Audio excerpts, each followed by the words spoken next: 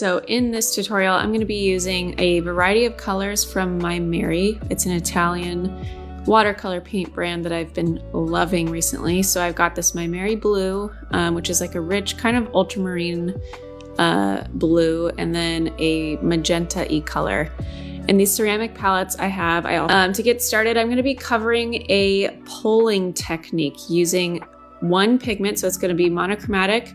So just starting with a really rich kind of creamy or buttery consistency of paint and water ratio, using my Mottler brush from Princeton, which is great at holding a lot of water and pigment, which is perfect for big washes like this. So a really good technique to practice as a beginner is getting used to how much these Mottler brushes hold in terms of water and pigment, but then also spreading color using wet and wet technique. So I'm basically dragging this color up the sheet of paper, which is St. Cuthbert's Mill Saunders block, cold press paper, and I'm just punching in the darker color at the base and gradually making it get lighter and lighter, a value gradient of this ultramarine blue color, and just dragging it up with water. And then I'm using the top edge of the Mottler brush and some pigment and just dragging across these straight lines, not going all the way across, but just kind of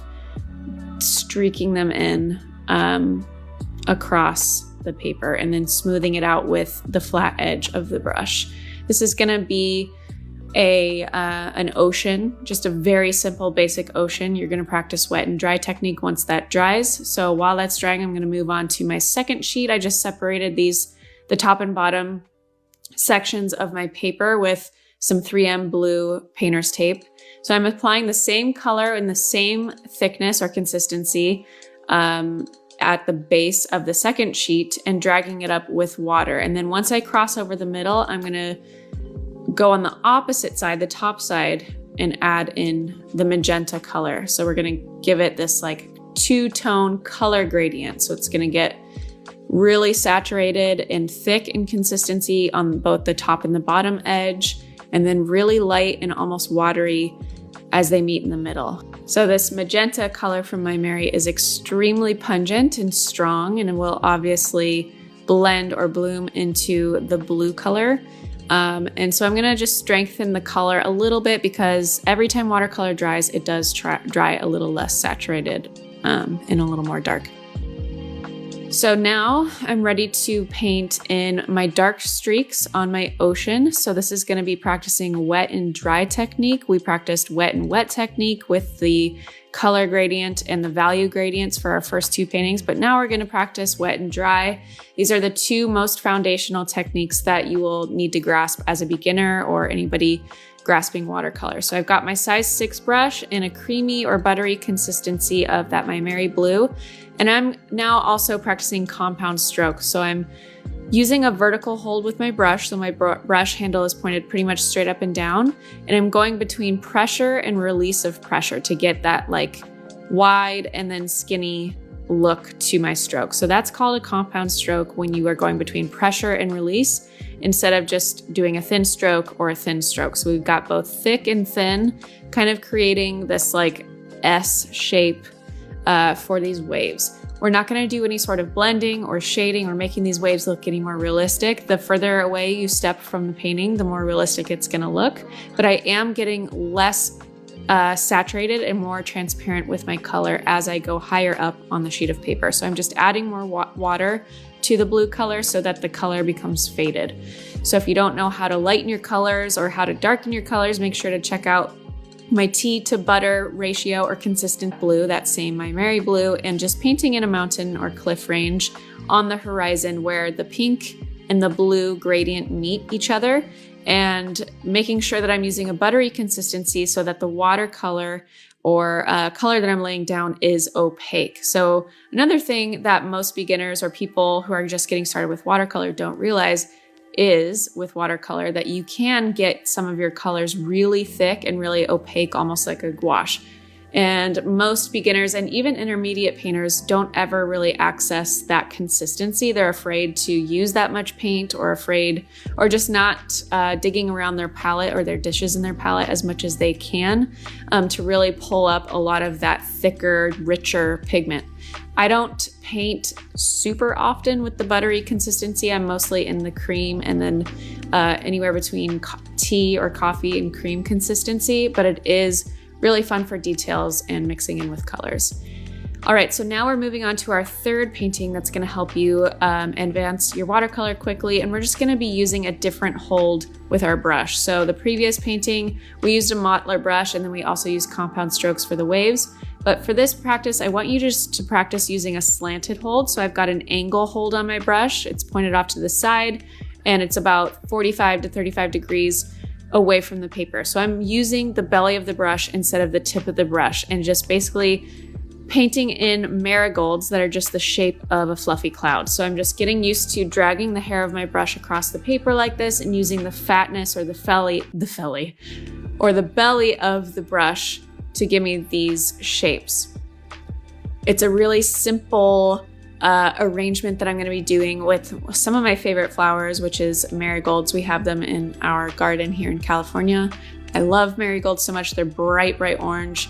And I'm using a creamy consistency of pigment and water for most of these. And then when I want a super light, more transparent orange, I'm obviously going to go down to the tea or coffee consistency ratio. I'm adding a touch of that My Mary bright magenta color to some of the oranges too, to get more of that brown red undertone orange, the darker orange. And I'm just creating a little arrangement that would be in a bud vase or something small porcelain, like blue and white porcelain, like you'd see in Limoges style porcelain. And so I'm just doing a little clump or cluster. I'm not getting too spaced out with the heads of my flowers because that's going to make your arrangement feel a little bit more spacious, like a little bit too much negative space if you don't do it properly. So now I'm going to use just basically dirty water that I have in my water cups and lay down like an off-white, or if you have like a shade of little tint of blue in your water, that works. So I'm just gonna be painting in a vase with basically just that tinted water. I do have a little bit of this like creamy gouache that I grabbed on my mottler brush a little bit here and there to also just paint in an off-white color. But basically you're just painting in an off-white color. If you don't have gouache, that's totally fine. That's not a part of the technical stuff. The technical stuff we're practicing is obviously using the slanted hold and wet and dry once we get to the vase. So I've got the ultramarine or the My Mary blue color, and I'm just gonna outline the rim or edge of that vase and apply a thicker color on the top edge of the vase, and we'll just see how that blends. It doesn't take over and blend as much as if I would have had like a tea or coffee ratio. And now I've got this green gold color, which I absolutely love this color from My Mary. It's a very different color than like sap green or some of your more not average, but regular greens that you would see more regularly. It's got that gold undertone and I just love it. So I'm just painting in some stems and a little like some leaves and whatnot around these flowers that kind of just point to these flowers. But as you can see, the overall cluster shape I have is just kind of like a ball, and that makes it feel a little more cohesive. And then now that the vase is dried, I'm just gonna do a very simple porcelain pattern. It's not even a pattern, it's just a couple variations of swatches and lines using this darker blue color to just give it the essence of being hand-painted pottery. You could paint in smaller ditzy flowers or patterns on here, but I didn't want to take away from the orange marigolds. And I wanted to accentuate that orange by using its contrasting color, which is blue, for the vase. So doing a simple floral arrangement like this, practicing a slanted hold, is a great technique to practice, but then you're also practicing basic color theory principles. So you could do pink flowers in a green vase, or you could do red flowers in a green vase. Pink is a variety of red, or you could do purple flowers in a yellow vase, and just see how or different shifts that you can make to improve the painting. So if you're using too much orange versus blue or the other way around, or what kind of accent color for the stems could we incorporate? For example, the green that I'm using is very close to orange because of all the yellow undertones in the gold shade, the green gold shade. So having that is kind of like accentuating the heaviness on the orange, because there is a lot of blue going on, but because of the orangey yellow undertone in the green, we win that competition in the orange category or the warm color category. But if I were to use a blue-green, then I would be leaning more towards the blue, the shades of blue in my porcelain base, and see how that shifts the overall feel and aesthetic of the painting just by making one color decision. So it's pretty crazy how much color can shift the overall vibe and feel of a painting. So you could even just practice a bunch of those floral-based paintings over and over again and just make color shifts. So next technique we're going to be using or working through is kind of a combination of both wet and wet painting, color theory, and then using one of my favorite holds on the brush, which is just the vertical hold and a swirl. So I'm using a really good amount of water and pigment for all of these circles. All I'm doing is painting bubbles or circles. Cezanne and Signac and a bunch of very famous masters in the early 1900s used to paint bubbles like this, abstract art similar to this all the time. And you would look at the paintings for the colors that they used. They would use that rich cobalt blue, a bright orange, or just the color arrangements and color palettes they used in a very big shift in art, moving towards contemporary art in the late 1800s, early 1900s. So with these bubble paintings, you're mostly focusing on color and how to incorporate color and balance with negative space and positive space, and then also composition. So as I'm getting started, I always start these bubble pieces in the top left. I'm right-handed, so top left just feels most natural, and then work my way down in those top two quadrants. So if you were to split your painting into 4 quadrants with one vertical line and one horizontal line in the perfect center, intersecting in center, you would have 4 separate planes or quadrants on your paper. So I start in the left quadrant and I start working toward my right. And as I'm working in this way, I'm treating each individual quadrant as its own separate painting. So within each quadrant, I want to make sure I have a good balance of color. So I don't have all of my magentas in the top left quadrant and then all of my green golds in the bottom right quadrant. I'm making sure to have a nice balance. I don't have to have every single color that I'm using in the entire piece in every single one of my quadrants, but I do want to make sure that it's creating some sort of even balance between each quadrant. So think about, and if you're wondering or scratching your head, what does she mean by balance?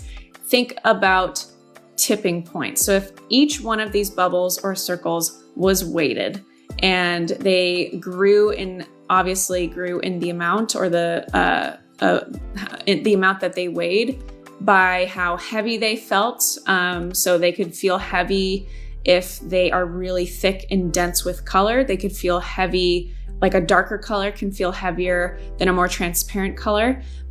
Or obviously they could feel more heavy if the size of the bubble is really large compared to a super small one. So think about tipping point on your sheet of paper. That big bright blue up there is creating a tipping point toward the top right quadrant. So I need to incorporate that bright blue somewhere else that's going to counteract or counterbalance that blue's tipping point. So I'm going to probably bring that and drag it down in the bottom left quadrant. So now right now I'm focusing on the green gold color and trying to create balance with that color. I also love putting this green gold color next to a more purpley tone because it's very yellow green gold, and the purple and yellow contrasting color situation is super nice. So I've already got this second bright blue I pulled in the left, so that's creating a nice counterbalance back to my tipping point analogy. And I'm just trying to create balance or be aware of that tipping point